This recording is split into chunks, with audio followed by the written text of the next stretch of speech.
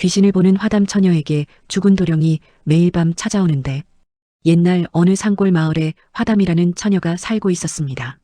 화담이는 어려서 부모를 여의고 혼자 살았는데 마을 사람들은 그녀가 귀신을 볼 수 있다는 소문 때문에 꺼려했어요. 저 계집애는 뭔가 불길해. 귀신이나 보고 다니는 게 정상이겠어? 사람들의 수군거림 속에서 화담이는 외롭게 살아가고 있었습니다. 그러던 어느 날 부잣집 도련님 한 분이 갑자기 병으로 죽었다는 소식이 들렸습니다. 그 도련님의 이름은 석윤이라 했는데 25의 젊은 나이에 급병으로 세상을 떠났다고 하더군요. 그런데 이상한 일이 벌어졌습니다.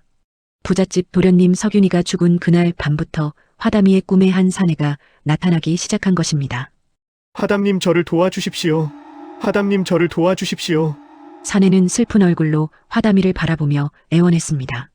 화담이가 놀라 깨어나니 그저 꿈이었지만 이상하게도 그 사내의 얼굴이 자꾸 떠올랐습니다. 다음날 밤에도 그 다음날 밤에도 같은 꿈을 꾸었지요. 사흘째 되는 날 화담이는 참다 못해 그 사내에게 물었습니다. 대체 누구시기에 이렇게 제 꿈에 나타나시는 겁니까? 그 사내가 대답했습니다. 소인은 석윤이라 하옵니다. 억울하게 죽어 이승을 떠나지 못하고 있사옵니다. 화담이가 깜짝 놀랐습니다. 그럼 도련님께서는 병으로 돌아가신 게 아니란 말씀이십니까? 석윤이 고개를 끄덕였습니다. 소인에게는 사촌 형님 성만이라는 분이 계십니다. 그 형님이 소인의 재산을 탐내어 독을 탔습니다. 하지만 아무도 이를 믿지 않을 것이옵니다. 화담이가 안타까운 표정으로 물었습니다. 그럼 제가 무엇을 도와드릴 수 있겠습니까? 석윤이 화담이의 손을 잡으며 말했습니다. 저의 원을 풀어주시면 됩니다. 부디 저와 혼인을 해주십시오. 화담이는 기가 막혔습니다. 귀신과 혼인이라니요. 그게 말이 됩니까? 하지만 석윤은 간곡히 부탁했습니다. 처자도 없이 죽은 혼은 저승에서도 떠돌 수밖에 없습니다. 부디 저를 불쌍히 여겨주십시오. 형식적인 혼례만 치러주신다면 제 원한이 풀려 편히 저승으로 갈 수 있을 것입니다. 화담이는 며칠을 고민했습니다. 그러던 어느 날 성만이라는 자가 기생집에서 술을 마시며 떠드는 소리를 들었습니다. 그 바보 같은 놈이 제 발로 독을 받아먹더라니. 이제 그 재산은 모두 내 것이지. 화담이는 분노가 치밀어 올랐습니다. 석윤의 말이 모두 사실이었던 것입니다. 그날 밤 화담이는 석윤에게 말했습니다. 좋습니다. 제가 도련님과 혼인하겠습니다. 석윤이 고개를 숙이며 감사의 인사를 했습니다. 고맙습니다. 정말 고맙습니다. 며칠 후 화담이는 마을 사람들에게 자신이 석윤과 혼인하겠다고 선언했습니다. 마을은 발칵 뒤집혔지요. 미쳤구나. 죽은 사람과 혼인을 하겠다니. 이게 말이나 되는 소리입니까? 아이 흉측해라. 저 계집이 우리 동네를 망쳐놓는 게 아닌지 걱정이 되네요. 하지만 화담이는 아랑곳하지 않았습니다.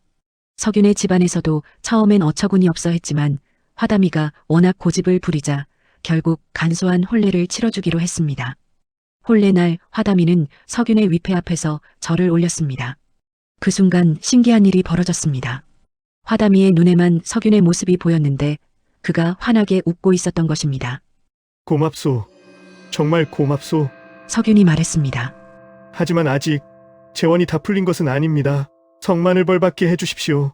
그날 밤 화담이는 석윤과 함께 성만의 집으로 향했습니다.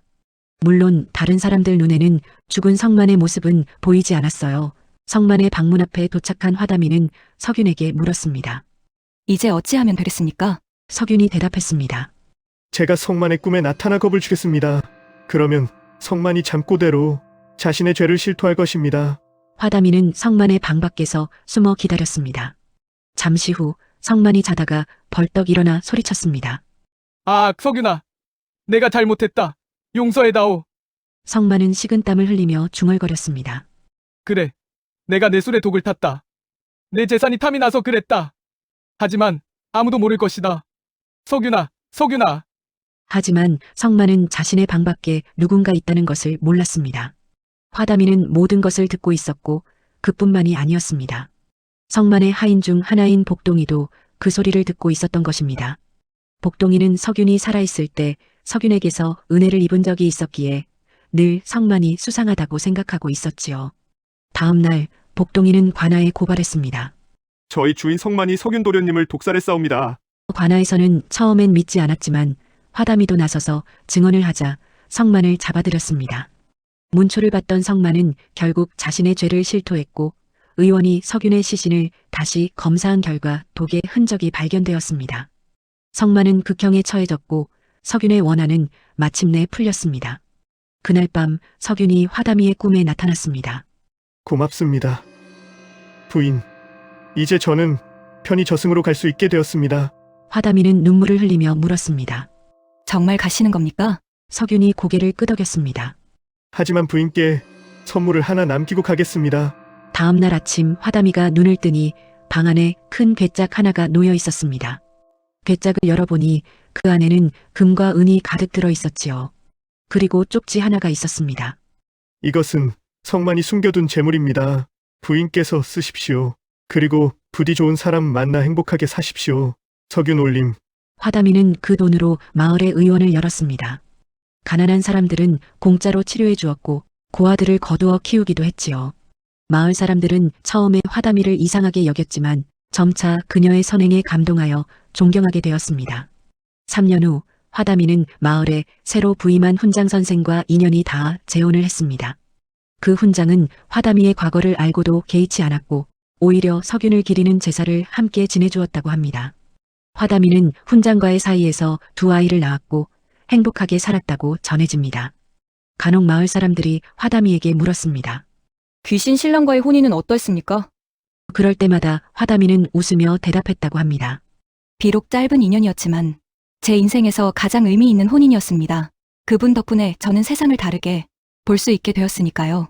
재미있게 시청하셨다면 구독과 좋아요 부탁드립니다.